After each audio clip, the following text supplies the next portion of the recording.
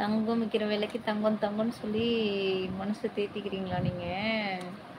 இந்த மாதிரி உங்களுக்கு சொல்லாதங்க அப்படின்னு சொல்லியிருக்கேனா? ஹாய்டா தங்கச்சி, எப்படிதான் இருக்க? நல்லா இருக்கேடா தங்கச்சி அப்படின்னு சொன்னேன். எவ்வளோ அழகா இருக்கு. இன்னைக்கு என்ன மத்தியானம் சாப்பாடு? தெரிலண்ணா, நீங்கள் எங்கள் அத்தை தான் சமையல்.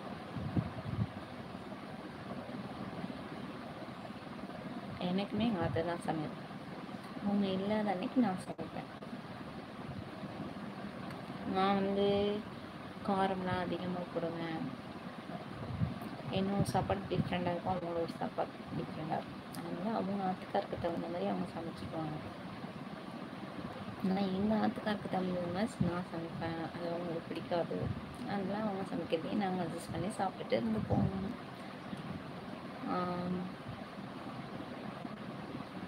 சந்தித்ததின் மகிழ்ச்சி.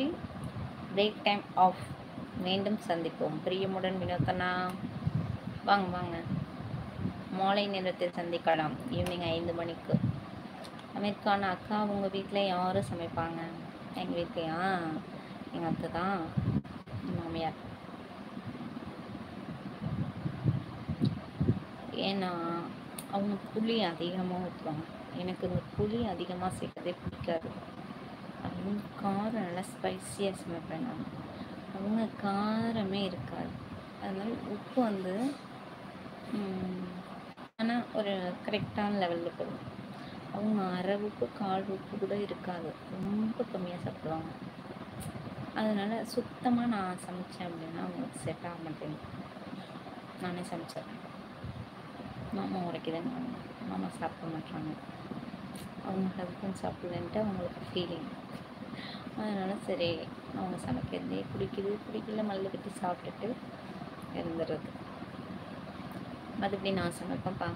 எனக்கு சமைப்பேன். எங்கள் அம்மா வீட்டுக்கெலாம் போனால் நான் வந்து சமைப்பேன். எனக்கு ரொம்ப பிடிக்கும் சமைக்கிறதுல. இன்ட்ரெஸ்ட்டாக எடுத்து செய்வேன்.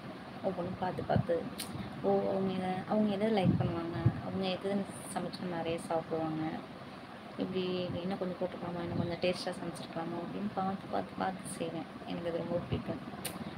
ஒரு நாள் அவங்க ஏதாவது கொஞ்சம் சொதப்பில் ஆயிடுச்சுன்னா சாப்பிடாம விட்டாங்கன்னா கஷ்டமாக இருக்கும்.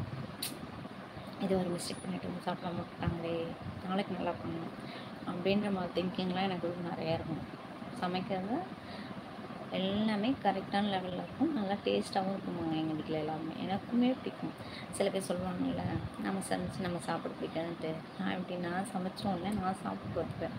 நமக்கு பிடிச்சிருக்கா, நமக்கே பிடிக்குன்னா அடுத்தவங்க பிடிக்காது அப்படின்ட்டு. மெதுவாக அப்படித்தான் மெதுவாக சொல்லுவேன்.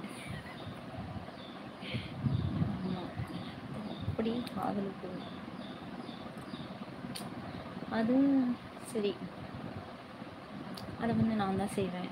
எங்களுக்கு பிடிச்ச மாதிரி தானே நாங்கள் செய்ய முடியும். நீங்கள் போங்க வேலையை பார்த்துட்டு அப்படின்னு சொன்னோம்னா அது வந்து ஒரு ஃபேமிலிக்குள்ளே ஒரு பெரிய விரிசல் வந்துடும். அதனால் நான் எதையும் கண்டுக்க மாட்டேன். எது செஞ்சு வைக்கிறாங்களோ சாப்பிடுவேன். பிடிக்கல நல்லா சாப்பிடுவேன். எனக்காவது ரொம்ப தாங்கிக்க முடியாமல் இருக்குது, வாய்க்கு எடுத்துக்கவே மாட்டேங்குது, சாப்பிடவே முடியல அப்படின்னு வச்சுக்கோங்களேன். பார்ப்பேன். ஒரு வெங்காயம், ஒரு தக்காளி கட் பண்ணுவேன், நைஸாக அரிஞ்சு போடுவேன், வதக்குவேன், மசாலா போடுவேன், நல்லா ஃப்ரை பண்ணிவிட்டு அதை அப்படியே சாப்பாட்டில் போட்டு சாப்பிடுவேன். அவ்வளோதான். சிம்பிள் அண்ட் டேஸ்டி, ஹை லெவலில் இருக்கும். யாரெல்லாம் அது மாதிரி சாப்பிட்ருக்கீங்க? தக்காளி வதக்கு.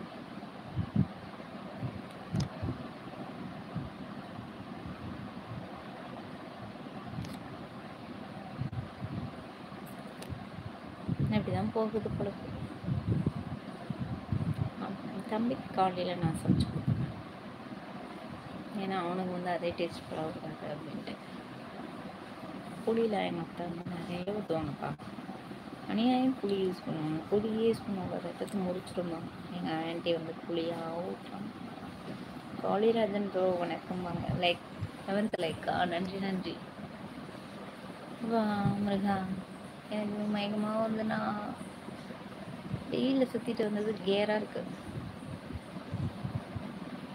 குட் ஆஃப்டர்நூன், இனிய மதிய வணக்கம், நண்பகல் வணக்கம் அண்ணா, வாருங்கள். ஆனந்தம் ஹை.